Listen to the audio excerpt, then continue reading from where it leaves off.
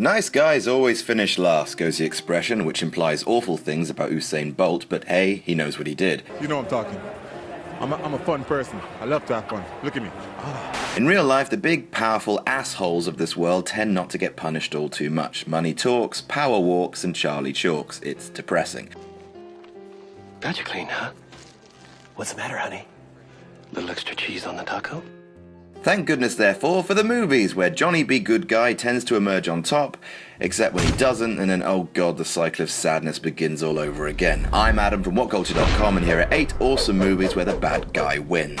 Spoilers, obviously. Number 8, The Terrorists Win. Arlington Road is a film from that period of American history post-Oklahoma City bombings where the word terrorist was most commonly associated with an unhinged white male, not the narrative in today's media. Terror. Terrorists, instruments of terror. In the film, said unhinged white male is Tim Robbins, aka Andy Dufresne, except he's actually guilty and has little time for Rita Hayworth.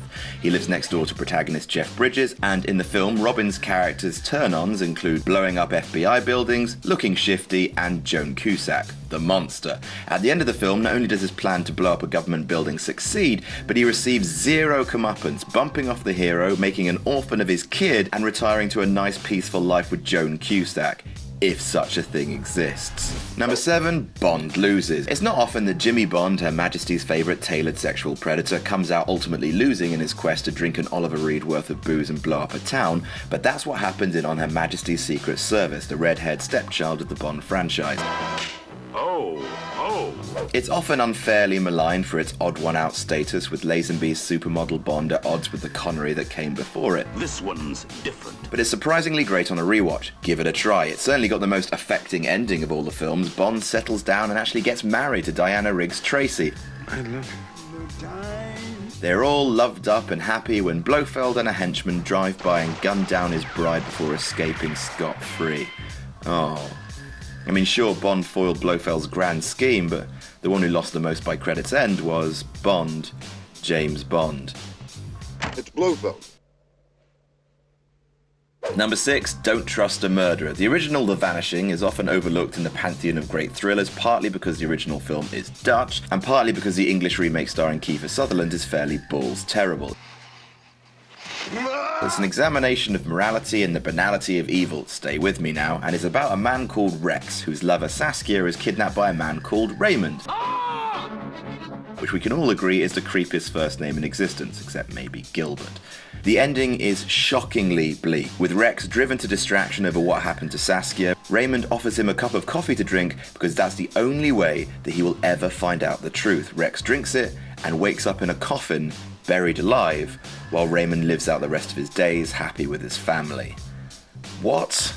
Number 5, Big Bad Caught, Bigger Bad Loose. Silence of the Lambs was great, made a megastar of Anthony Hopkins, and launched a near insufferable stream of parodies involving people wearing masks and doing this. The less good sequels, Red Dragon was alright, have lessened the sting in recent years, but the ending of Lambs is really unsettling. Sure, Clarice guns down Buffalo Bill, putting an end to his unique skinwear business before it really got off the ground. However, the more dangerous and calculating villain, Hannibal Lecter, escapes, and the last shot is of him, off scot-free, and about to have his faux Dr. Chilton for dinner. Number 4, Ed Norton isn't crazy. Well, Ed Norton's a bit crazy. I mean, look, he's the epitome of strung-out white dude who brings a gun to the office. You're in a hell, and you're gonna die in a hell like the rest of us. In Primal Fear, his bad guy status is confirmed. Throughout the film, while on trial for murder, Richard Gere's sympathetic lawyer discovers that Ed Norton suffers from multiple personality disorder, his dark alter ego Roy being the actual killer. Eventually, Roy manifests himself and Ed Norton is found not guilty by reason of insanity, whereafter, in a shocking twist, he reveals that there never was any Roy, that he made the whole thing up, and that he's not insane after all. He's just a casually sociopathic killer all along, but not insane. I don't know. Either way, Ed Norton is a bad boy. Number 3, Envy's a killer. 7's great, despite the fact it's got a number in its title. It wasn't fine when Tuck 3 did it, or when Fant 4 Stick did it, and it's not fine here. But still, great movie. So 7 follows Brad Pitt and Morgan Freeman as they try to track down a killer murdering people via the Seven Deadly Sins. It ends with the killer caught, his masterpiece unfinished, wrath and envy left unclaimed, until what's in the box? What's in the box? What's up with that? Turns out Pepper Potts' head is in the box, and Pitt has the choice: succumb to wrath and murder the killer for his envy, completing the masterpiece, or walk away. He chooses the former, and even in death, John Doe wins. It's really great. Have you ever seen anything like this? No. Number 2, the greatest trick the devil ever pulled. Speaking of great Kevin Spacey moments, when your twist ending is so secret that even your lead actor thinks he's the killer until he sees the movie, you know you're onto a winner. Yep, Gabriel Byrne actually thought he was Kaiser Soze right up until The Usual Suspects came out. This whole thing was a shakedown. But hey, even if he was, that wouldn't change the fact that Soze emerges on top. Verbal Kint spins a tale of the boogeyman out of lies and coffee cups, then leaves, his limp slowly transforming into a swagger as it's revealed that he was the Kaiser all along. Kaiser Soze, I mean, not the Kaiser like the German Emperor Wilhelm II. You get it.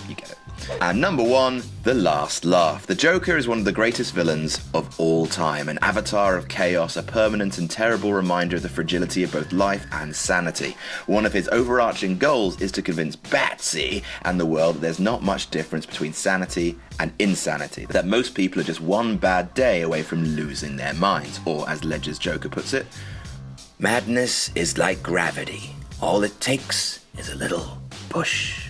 He takes a hero and turns him into another costumed freak.